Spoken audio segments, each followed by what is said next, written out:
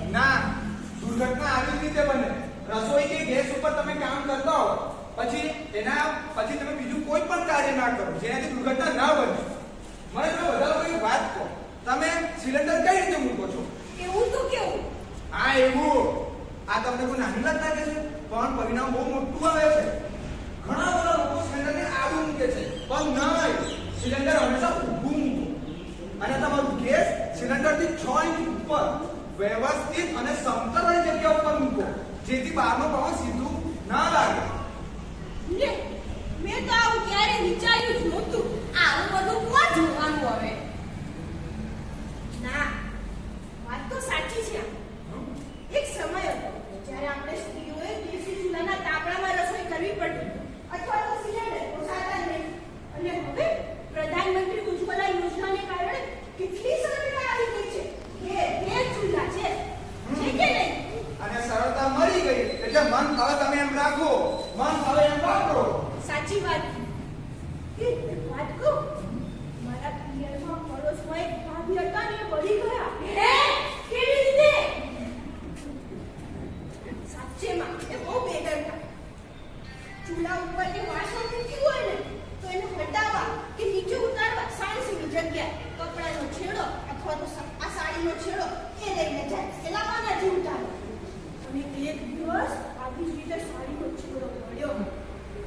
સાથે સાથે ભાભી પણ. હાય હાય, અમારા સગાના ઘરે પણ આવું થયું હતું એકવાર. એ લોકો ઉતાવળમાં ક્યાંક બહાર ગયા છે અને ભૂલથી રેગ્યુલેટર ચાલુ રહી ગયું. અને પછી તો શું થયો? ધડાકો. બિચારા લાખોનું ફર્નિચર ને બધું પડી ગયું. એક નાની અમથી ભૂલ અને પરિણામ કેવડું. અને આવી જ રીતે તમે દર વર્ષે સુરક્ષા રોજ એટલે કે ગેસની નળી તમે ના બદલાવો એ પણ એક સુરક્ષા કાર્ય નથી. એટલે દર 5 વર્ષે તમારે ગેસની નળી બદલાવી જોઈએ. અને ગેસ સિલિન્ડર કે ચૂલાનું કોઈ પણ રિપેરિંગ કાર્ય તમે જાતે ના કરો. તો જ્યારે ગેસની ગંધ આવે તો શું કરવાનું? જ્યારે પણ ગેસની તમને ગંધ આવે તો તમારા ઘરમાં જેટલા બી સ્વિચ છે જેમ છે એમને તેમ રહેવા દો. અને લાઇટર કે દીવાસળી એનો કોઈ પણ ઉપયોગ ન કરો.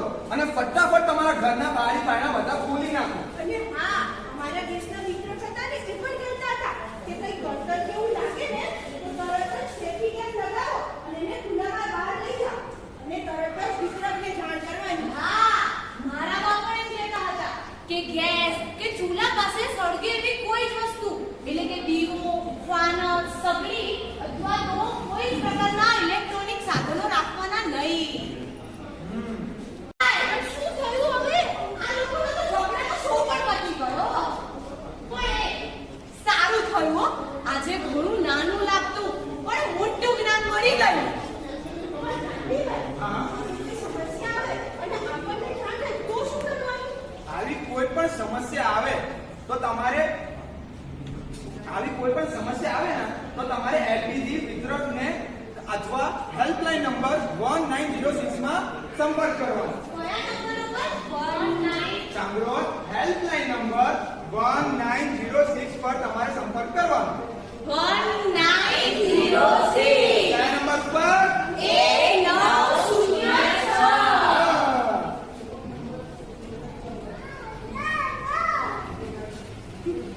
આ બાળકો કાઢી કાઢી. એ નીકળી જોયું તે? જોયું એ? અહીંયા તો ક્યાંક જ ઝઘડો પતી ગયો. એ પંચાયતની વાત નથી કરતી. જો આપણે શાંતિભાઈને કહીને ગયા ને એ. અચ્છા, કાન પકડ્યા હો. હવે સાવધાની એ જ ઉપાય. જોયું સમુદ્ર? હા શું સમજાયું? એ જ કે વાત ભલે લાગે નાની પણ છે બહુ મોટી.